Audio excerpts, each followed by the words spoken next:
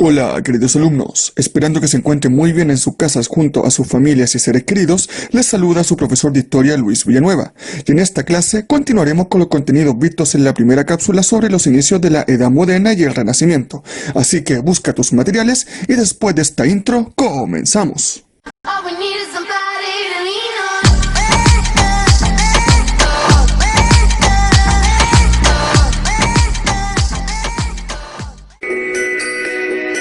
Los contenidos que veremos en esta clase se enumeran en elementos de continuidad y cambio entre la Edad Media y la Edad Moderna, la caída de Constantinopla, resurgimiento de la cultura clásica, la importancia de las ciudades italianas como Florencia y Venecia, las universidades, la imprenta de Gutenberg, humanismo y renacimiento. Los conceptos claves que veremos son la perspectiva, la imprenta, la pintura renacentistas, los mecenas y el antropocentrismo. Los contenidos de esta clase se encuentran entre las páginas 10 a la 21 de su libro de historia. Pues bien, jóvenes, en esta clase hablaremos de los inicios de la Edad Moderna y la importancia del Renacimiento. Es por ello que tiene por título Elementos de continuidad y cambio del medioevo a la modernidad, humanismo y renacimiento. Y el objetivo nos dice que debemos analizar, apoyándote en diversas fuentes, la centralidad del ser humano y su capacidad de transformar el mundo en las expresiones culturales del humanismo y del renacimiento. Además, también tenemos las preguntas de desafío clase, que deberás responder en la guía de trabajo que se explicará en la parte final de la cápsula, que dice: ¿cuál es la diferencia que hay entre el humanismo y el renacimiento? ¿Por qué se dice que ambos movimientos tuvieron el mismo origen? Recuerda que en caso de dudas o consultas, se adjuntará a esta cápsula el PowerPoint que explicaremos en formato PDF. En la clase anterior vimos que la Edad Moderna es un periodo que se encuentra localizado entre la Edad Media y la Edad Contemporánea. Este periodo comenzó con los acontecimientos de mediados del siglo XV, como la caída de Constantinopla en 1453 y el descubrimiento de América en 1492. Estos dos acontecimientos están directamente relacionados, ya que con la caída de Constantinopla se limitó el comercio con Oriente, por lo que los reinos debieron buscar nuevas rutas para llegar a la India, y en una de esas búsquedas, Cristóbal Colón llegó a América, cambiando para siempre el conocimiento del mundo sabido hasta ese entonces. Este periodo culmina con la Revolución Francesa en 1789, debido a que para los historiadores fue tan grande su impacto en Occidente que cambió para siempre los elementos que la conformaban, terminando con monarquías absolutas, sociedades estamentales y una economía muy restringida, para dar paso a movimientos liberales, donde la igualdad, el derecho y la democracia formarían parte de esta nueva concepción del mundo que se mantienen hasta nuestros días.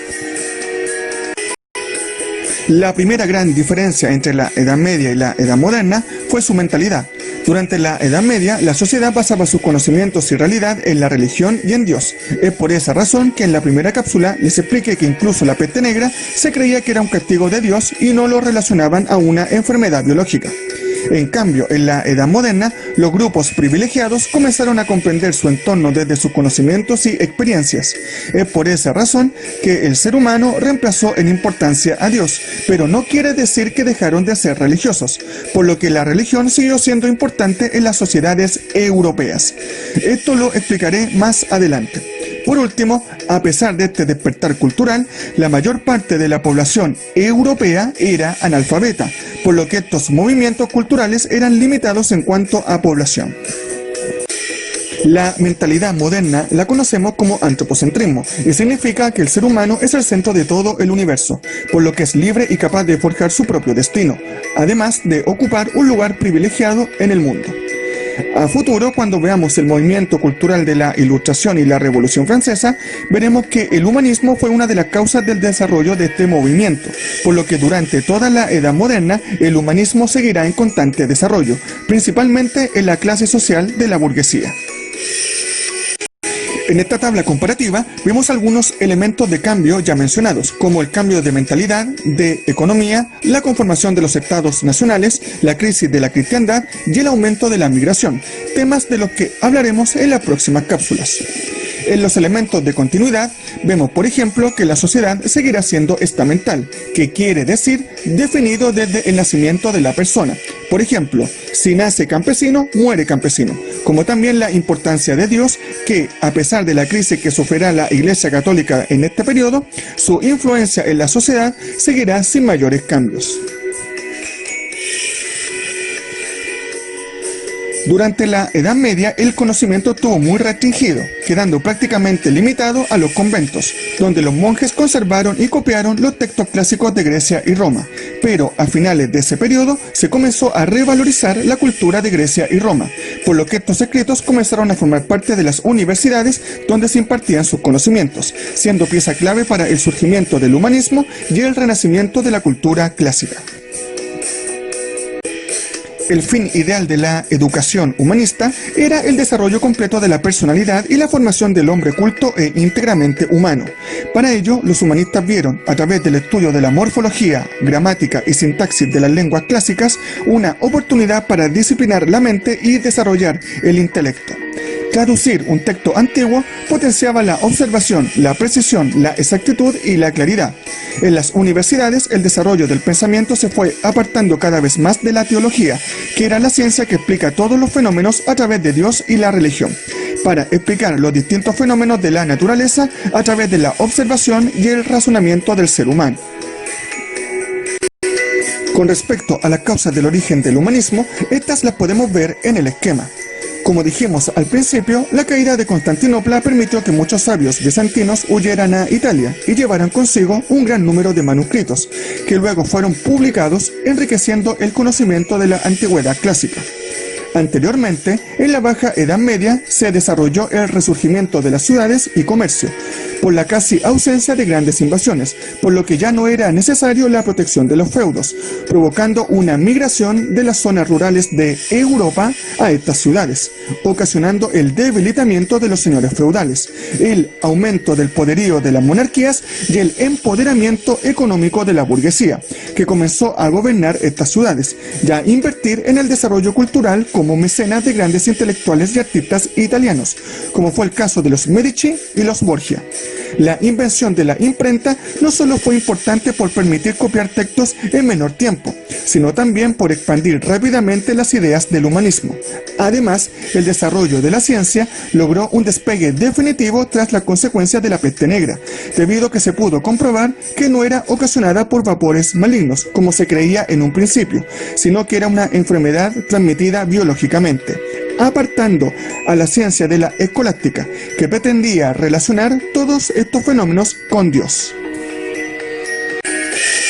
La imprenta fue uno de los inventos más importantes para la difusión de nuevos conocimientos. Si bien ya se tenía conocimiento de su funcionamiento en Oriente, mucho antes del siglo XV, fue el alemán Johannes Gutenberg quien los perfeccionó gracias a la utilización de tipos móviles de metal para formar las palabras. La imprenta permitió ampliar el conocimiento de la élite, que eran los grupos con poder económico, político y social, al crear libros de una forma mucho más sencilla que los manuscritos transcritos en los conventos de los siglos anteriores. Sin embargo, la mayoría de la población continuaría siendo analfabeta por un largo tiempo, y el acceso a los libros para estos será un lento proceso que llegará por lo menos hasta mediados del siglo XIX.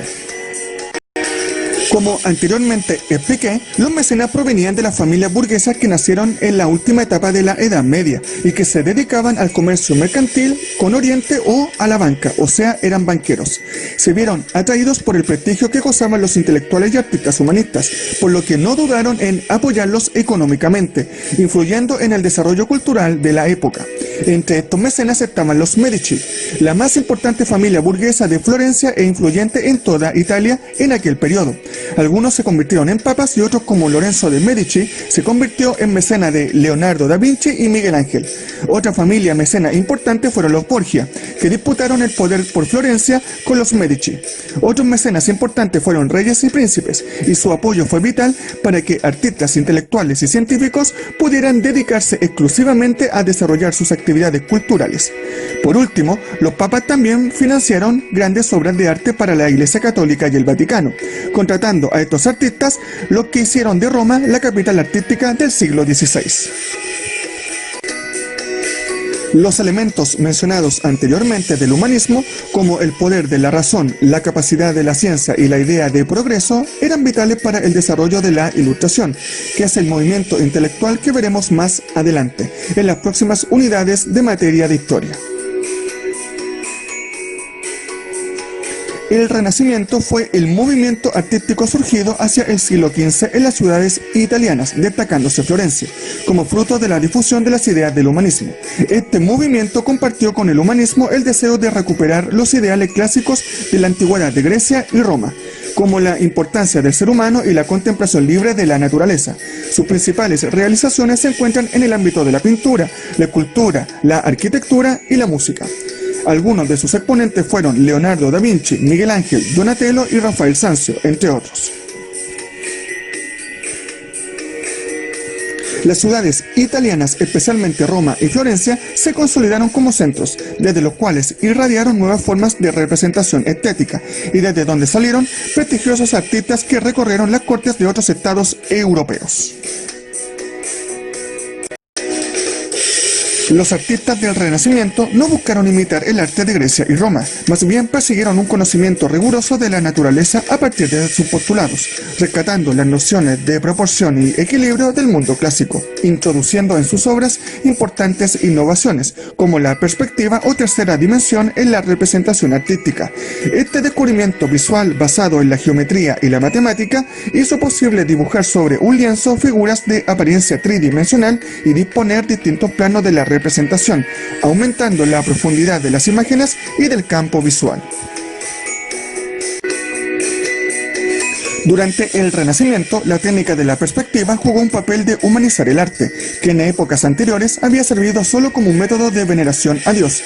Los pintores florentinos supieron representar fielmente la realidad y expresar los sentimientos y emociones de las personas que retrataban. Descubrieron la perspectiva de modo de lograr representar en un plano el espacio tridimensional. Para ello fue vital el estudio de la figura humana, como lo vemos en la imagen, a través de la geometría y las matemáticas.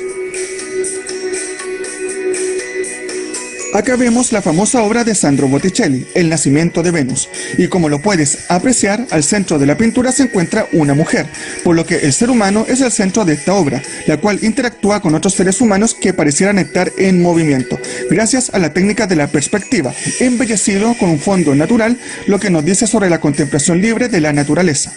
La postura, actitud honesta y desvergonzada de Venus es por el fruto de la difusión de las ideas del humanismo, en la cual se valora la figura humana con su ideal de belleza y proporciones. Es por esta razón que esta obra es una de las tantas representaciones naturalistas de los cuerpos humanos, que en esta ocasión se relaciona con las antiguas obras de Grecia y Roma a esta diosa. Acá vemos otra pintura, la de Rafael Sanzio, que tiene por título La Escuela de Atenas. En esta obra, Rafael quiso reunir la sabiduría de los clásicos con la de su propio tiempo. Por ello, retrató a grandes pensadores de la Grecia clásica con el rostro de destacados personajes de su tiempo, como el caso de Platón, el que estaría retratado con los rasgos de Leonardo da Vinci. Si puedes apreciar, nuevamente vemos que los protagonistas de la obra son los seres humanos, los que parecieran estar en movimiento. Esto gracias a la técnica de la perspectiva. Por último, la escena está enmarcada en una gran estructura arquitectónica renacentista, dando el artista profundidad al cuadro con la técnica antes mencionada. Pues bien, niños, llegamos a la última parte de esta cápsula, donde te explicaré las actividades que vas a desarrollar. Las actividades que deberás realizar corresponden solamente a lo visto en la cápsula, como lo puedes ver en su título de clases y objetivo. En el propósito de la clase se espera que a través de los contenidos observados en la cápsula puedas desarrollar las actividades que se mencionan a continuación. Para ello es importante que tome apuntes en su cuaderno y reflexionar sobre estas. Recuerde que esta guía, como la de las anteriores cápsulas, no se imprimen y se debe copiar las actividades en el cuaderno colocando su nombre, la fecha y el objetivo de la clase. Estas se revisarán a la vuelta a clases presenciales. Posteriormente, tome apuntes de los elementos más importantes de la cápsula que podrás encontrar en el canal de YouTube de la escuela, la cual puedes ingresar pinchando el siguiente link. Con respecto a las actividades, desarrolle las 4 preguntas de la página 10. La pregunta en color celeste de las páginas 12, 14 y 16 y las letras A, B, C y D de la primera actividad de la página 21 en su cuaderno, la que estoy mostrando ahora.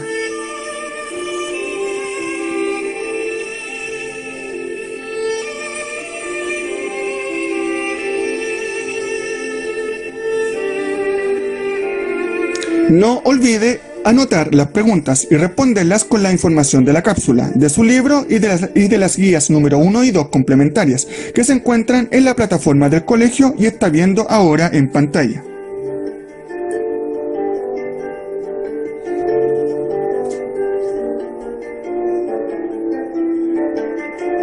No se olvide de responder la pregunta de desafío de la clase que aparece en la cápsula.